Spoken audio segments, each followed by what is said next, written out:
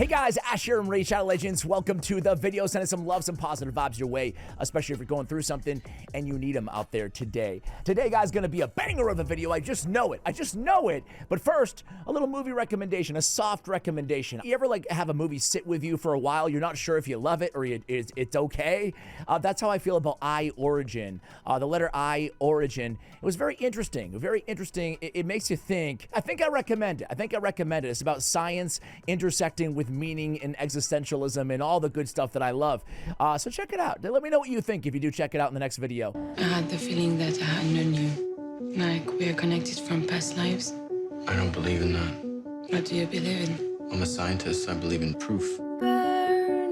I got this comment a few days ago from Quad Squad 2024. He says, "Hey Ash, was wondering, can you do a worst legendary team video?" Can I? That's my specialty. Hell yeah, I can do a worst legendary team video, but who's the worst legendaries, right? That's the question. There's so many lousy ones inside the game, and they only buff 2 a month. They don't have the money. Plarium's lacking the dinero to actually balance more than 2 champions. They can't pay the designers anymore. I made a little rule for myself. I took away all the Doom Tower hard champions because frankly, a lot of them really, really suck. I'm looking at you, big nose. I'm looking at that thing. Ladies, please. I mean, this is a family-friendly channel. Golly with that nose, that schnoz. Holy macaroni. I'm taking Gittenrow out. I mean, there's a bunch of them, right? I mean, you guys know how much I hate this dude. Honorable mention to Chromax Moonblood, arguably the worst legendary in the game. Granjar, even though, frankly, I probably could have used him on this team. Granjar really sucks. Man, I don't know what it is. They just don't, they refuse to touch the Doom Tower hard champions. I wish they would. Just one. Just give us a sign of life in the Doom Tower in terms of the balancing, right? Okay, enough preamble. Who are the 5 worst legendary champions in the game? Well, these are the 5 that I chose, guys. Kicking off our worst legendary team ever, number 1 is Altan of the Shell. He's Oella's crappy companion champion. This guy's very, very selfish. He's an attack-based nuker who cleanses himself, he heals himself, and AoE sleep. Ooh, exciting stuff. On a 4-turn cooldown, no less, when booked. If you actually want to book Altan of the Shell. That's about it, ladies and gentlemen. The in-game reviews are exactly what they should be. Who's next in the lineup? So hailing from the Orcs is my man, Grohawk the Bloodied. There he is. This dude is about as good as Shield Guard. For those of you who don't know, Shield Guard is an uncommon who is eerily close to Grohawk the Bloodied. Only difference is Grohawk has this A3 that can fully deplete the target's, or steal, excuse me, a target's turn meter on a 4-turn, 5-turn unbooked cooldown. But yeah, this guy really, really stinks. Otherwise, he's an attack-based version, a squishy attack-based version of Shield Guard, who is an uncommon champion, defense-based. Where is, oh, he's a barbarian. Come on, Ash. It's been a while since I played around with Shield Guard. There he is. Shield Guard has the same ability, but it's a 2-turn cooldown instead of a 3. Eat that, Grohawk! This is an uncommon, ladies and gentlemen. And the sad, sick, disgusting, demented fact of the matter is they've already buffed Grohawk the Bloodied. Not once, but twice! And this is the double buffed version. Oh my word. Oh my word. All right, who's next? Next up, hailing from the High Elves, is Alexander the Sharpshooter. This dude is really a rare or maybe an epic on a good day, disguised as a legendary. He's got an AoE decreased defense with a chance of weaken if they're from the Orc or Ogren tribe, okay? And then he's got to remove all buffs from target and attacks them on a 4-turn cooldown.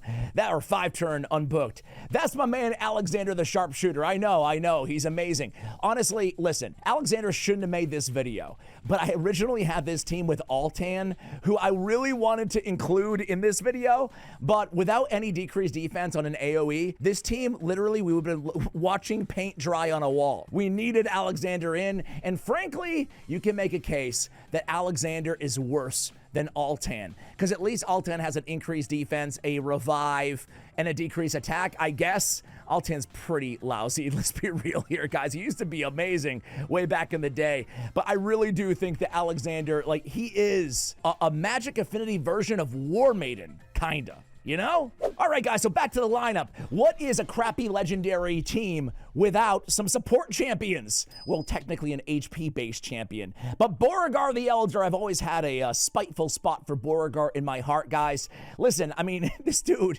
For whatever reason, when he was released, I was like, oh, he might be pretty good. He's got that new buff, increased resistance. But turns out he's not good at all. He's got an increased resistance and an increased speed, sure, on a freaking 6-turn cooldown booked down to 4. Other than that, he's got a remove 1 random debuff. Ooh, give me Reliquary Tender all day, every day. He's got a shield as well. That's it. Beauregard the Elder is going to be really supporting the entire team with an increased speed and a mediocre shield and 1 debuff removal. Yay. And last but certainly not least, maybe it should be Altan, but I need this team to somewhat work, right?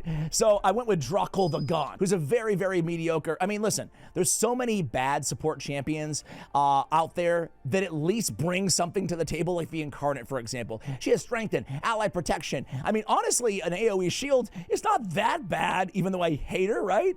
Draco the Gaunt, man, listen, the good thing about him is he has increased attack, which we need for Altan and for Alexander on this squad. He has increased defense, and he has a shield on a 5-turn cooldown. There it is. It's Draco the Gaunt, ladies and gentlemen. One of the more underwhelming support champions out there, but he is support nonetheless. Let me quickly show you the builds on all these champions, and we'll take them into battle. I can't promise some magic here, but we'll have fun watching them fail. I'm sure of that. All right, guys, I put them in good gear. I'm going to push these dudes to their limits, right? So Draco the Gaunt is going to be in the good old bolster and immoral and a 3-priest protection as well for the stats. I've got my man 126,000 on the HP with over 300 speed. I put on, you know, random relics just for the stats mainly that I want on these champions. I have faultless defense on him. Where did I go? My screen can't even handle looking at these crappy champions. We've got timely intervention on him as well because he does have a conditional block damage on his A2 for allies whose turn meter or whose HP is less than 30%. Alexander the Sharpshooter, we've got him in a 6-piece merciless with a couple pinpoints. He needs it for the decreased defense. So he's built to be kind of a nuker here, 235. I say kind of because he sucks. He's got 5,500 on the attack, 100, 280. In plenty of accuracy for what we're going to be tackling here. He has a level 3 Unholy Grail.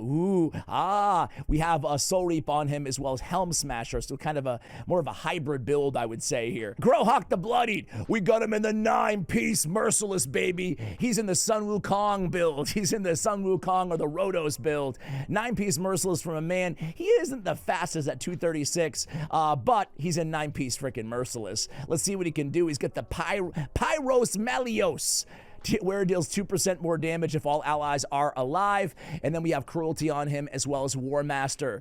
Now, next up, we have Beauregard the Elder. He's going to be, I'm all about getting those turns reduced. So ostensibly, we can get this A3, we can get these buffs up more often, like as if it was a 3-turn cooldown. So we're going to try to rig the system against his crappy kit, and we're gonna put him in Relentless as well as Impulse. Chance to reduce that random skill cooldown as well as take the extra turn, serving, you know, in some sense the same utility here, right? We have him with 71k, 3100, 310, so he's nice and fastest champion on our team with some resistance, 594. We might as well double down and double dip on the resistance. We have the Sinner's Cloak on him, and we have Lightning Cage as well as Unshakable for the extra resistance on this champion. And last but certainly not least is going to be Altan of the Shell. Cruel, Savage, and some Merciless on the accessories. So straight up old school 2019 nuker build here. We have 282 the speed, 111, 271, 5800 on the attack. We have the Malefic Talon on him, as well as No Blessing, and those are the masteries. Let's go super easy mode here. If they can't freaking beat Minnow, then I might as well just hang it up, right? We're gonna go. Now, Grohawk the Bloody does have a good aura for dungeons, right? He has speed in dungeons by 24%. So at least we got that going for us. Otherwise, we'd be using probably Alexander the Sharpshooter's accuracy 60 in all battles on the aura. But yeah, I mean, okay, but should I even have showed you guys Minnow? I mean, like, I know you're all thinking, Ash, please, this is too exciting. This content is too good. Please show us more Minnow. That's exactly why I clicked on this video. Nonetheless, we're doing it. We're doing the damn thing.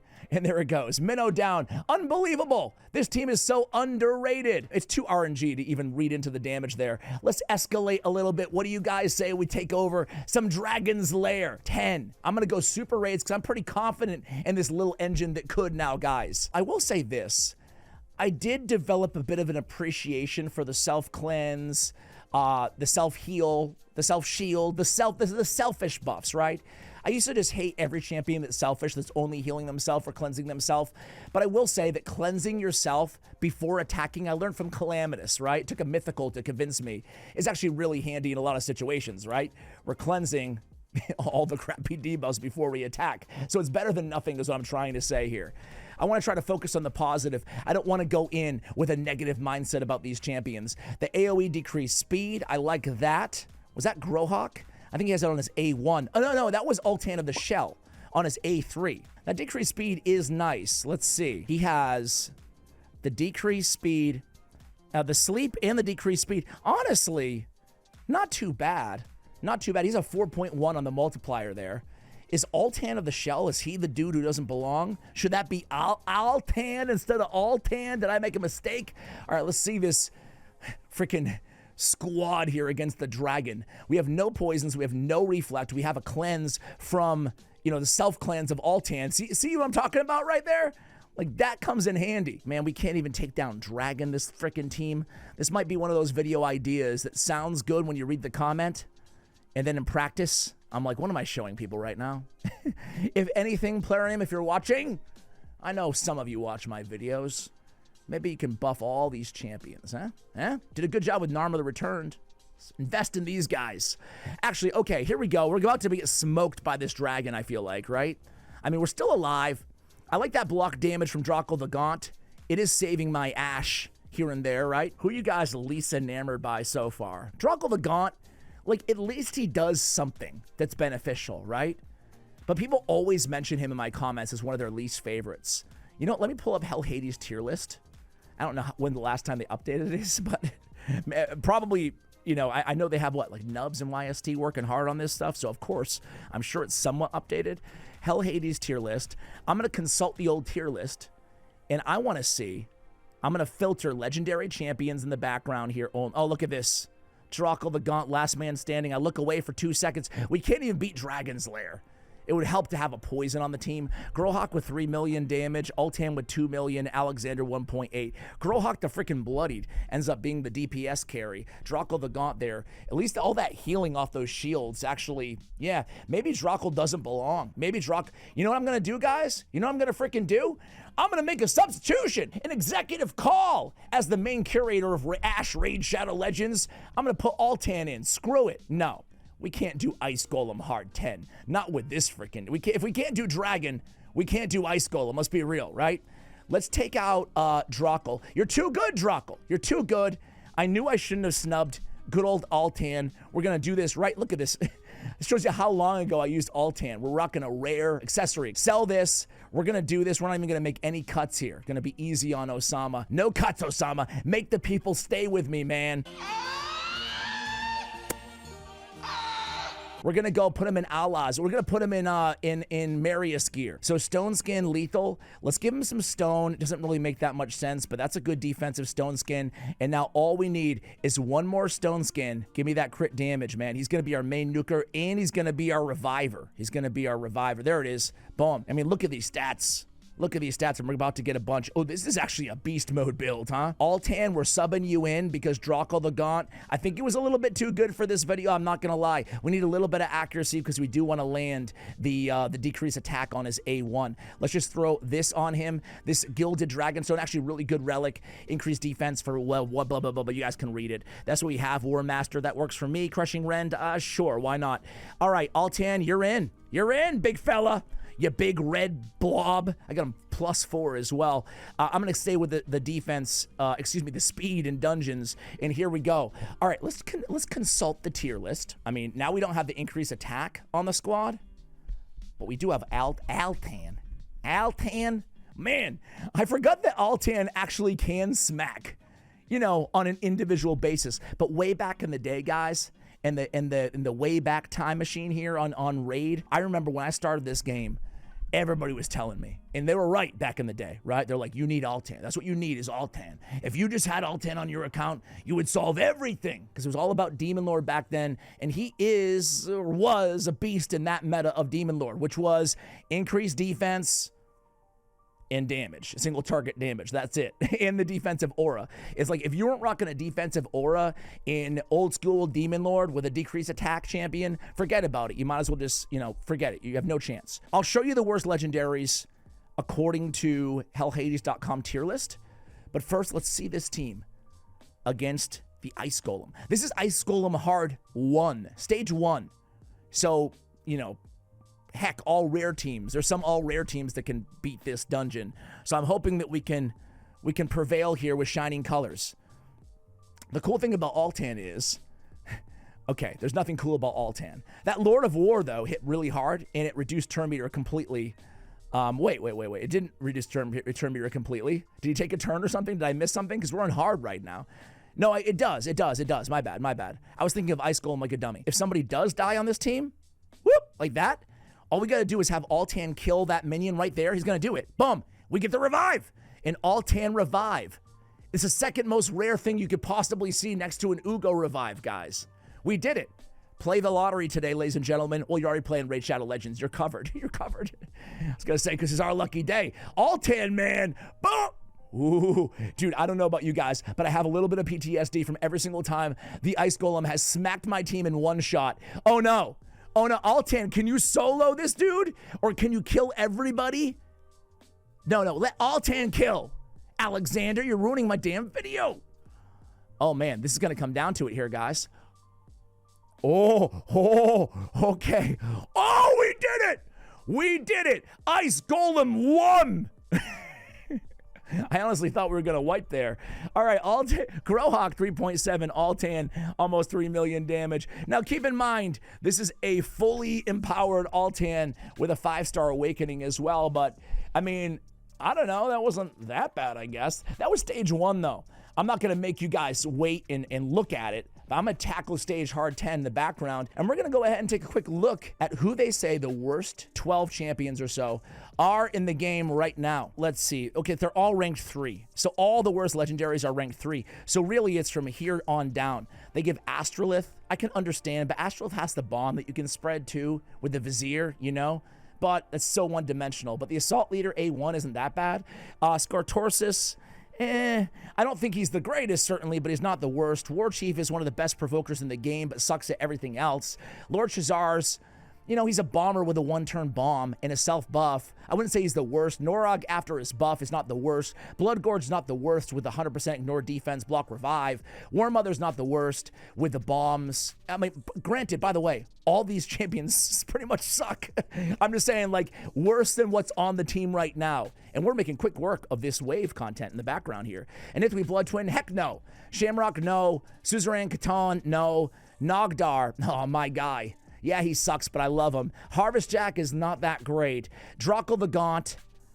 Yeah, he was on the team, but we subbed him out. Saito. I just want to check on the team in the background here. Saito, I agree, sucks. Vargal, I disagree with. I think Vargal's a lot better than people give him credit for after the buff. Narma just got a big buff, so she's no longer in the conversation. Samar definitely belongs here. He could belong on the team. I think Samar Gem Curse is really, really bad. No damage with a buff steal. That's his entire kit. A little bit of survivability. But he can solo some content, albeit taking like 5 hours for him to do so. So he's got that going for him. What else? We have Rorik, Wormbane.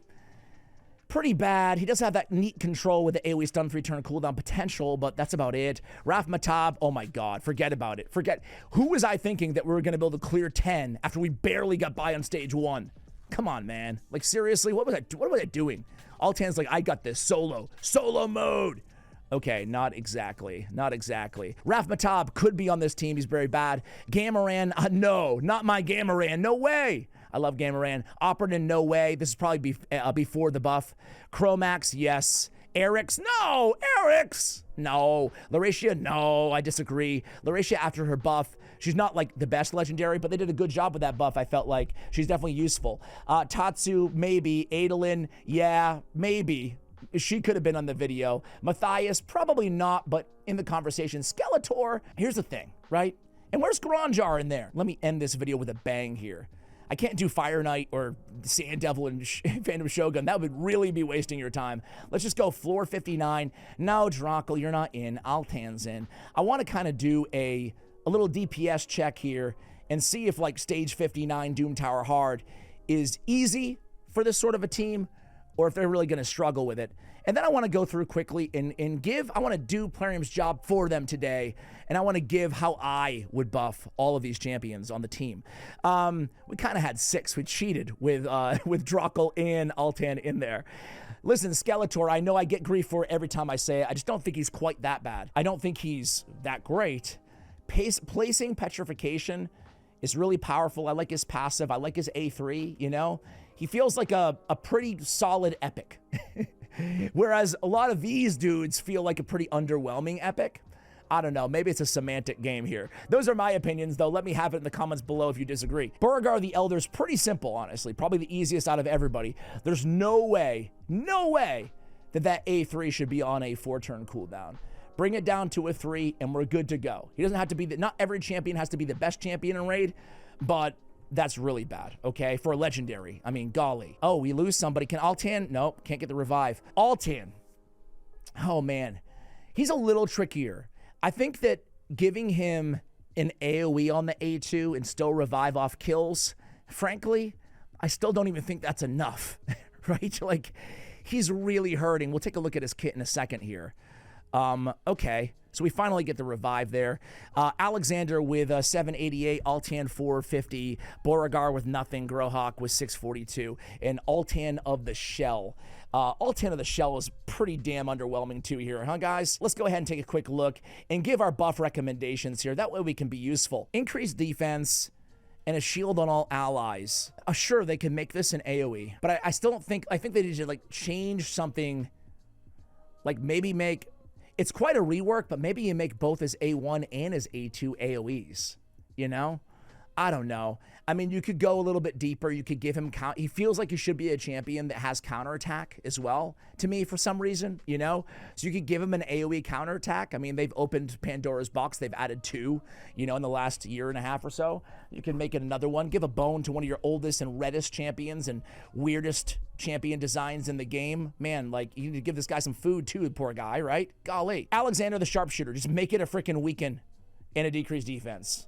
It's not that rare of an ability anymore that it needs to be, you know, treasured like some precious, you know, relic in the game, right? To me, you can just be a decreased defense and a weakened champion. And then it gives him a lot of viability because a lot of people still have him. He was free like years ago. But maybe you could rerun some of these free champions while we're at it. But just make this a non-conditional weaken. And hey, I mean, this one, remove all buffs. How about you borrow something from a rare champion in Cold Heart and you reduce turn meter at the same time. Maybe you add a reduced turn meter by 50%, also fills this champion's turn meter by the equal amount. Something like that, right? That we can get him going back to the AoEs, thus landing more debuffs and adding more utility to your team with that uptime on the debuffs. Grohawk the Bloodied. Oh, my word. God, where do you start with this dude? Maybe you can give him a passive. Oh, what can you do here? What can you do? What can you do with this guy? Each critical hit fills the champion's turn meter. I think what you can do is you can change this from each critical hit fills this champion's turn meter to each critical hit steals turn meter, steals 20% of each enemy's turn meter. That way you're reducing their turn meter at the same time as filling his. So ostensibly it serves the same purpose. He gets a turn quicker, but you're also depleting the turn meter of enemies.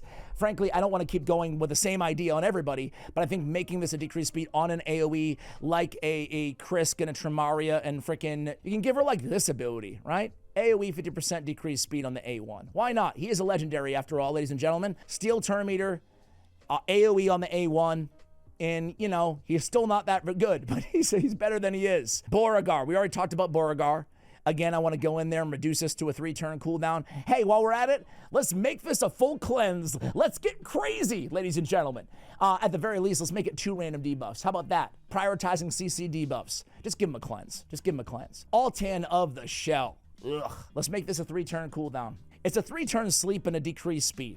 It's not that big of a deal, but it is, I think it would give him a little bit more viability, plus a lot more damage. He lagged behind even Alexander the Sharpshooter and Grohawk the Bloody the entire match in terms of the entire video, in terms of his damage. So we need his help with more AoE. He's supposed to be a damage dealer who brings not a lot else to the table. I did underestimate the fact that he had those debuffs though. So at the end of the day, I would probably, each time a continuous, maybe give him a continuous heal too.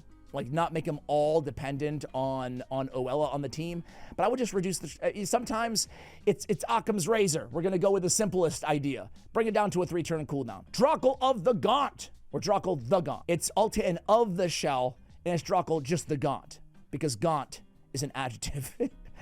Okay, anyway, he's like a really crappy version of Mithrala Lifebane, isn't he? So how do we differentiate him a little bit? I like the A2. I don't think they necessarily need to change a lot on it. I think this is A3. I think that just placing a shield, even though it comes with some heals, I think that we need to give him a little bit more here. It's a 4-turn cooldown. It's actually a 5-turn cooldown unbooked. So I'm thinking, hey, he's a support champion. He's bringing increased attack, increased defense. Let's give my man on a 4-turn cooldown, 1 turn of block damage. Doesn't really parlay with a shield very well though, huh? Let's give him block debuffs. I feel like he needs another essential buff here in his kit, right? Increase accuracy. I don't know. I feel like they need to rework this A3. Just maybe make it a heal and a cleanse or something like that, right? Maybe since it's a 4-turn cooldown, maybe you give him a little Donatello. Reduce the cooldown of all ally skills by 1 turn, right? Lady of Iris, something like that on the A3. Now we're cooking. Now we're talking. Hope you enjoyed the video. If you have any video ideas you'd like to see here on the channel, I love getting ideas from you guys in the comments below. So much love. Thank you for watching. And as always, take care, guys.